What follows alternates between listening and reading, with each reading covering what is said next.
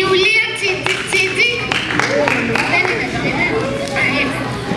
Σοφία Ράιντερ. Βασίλης Αρκαδούλας. Γιώργος Κοσκινάς. Να τους ευχηθούμε και καλό ταξίδι, γιατί φεύγει η οικογένειά του, πάνε στην Αγγλία. Το Γιώργο Κοσκινά, το Γιώργο. What's Peter doing? He's cracking himself up. He's picking himself up.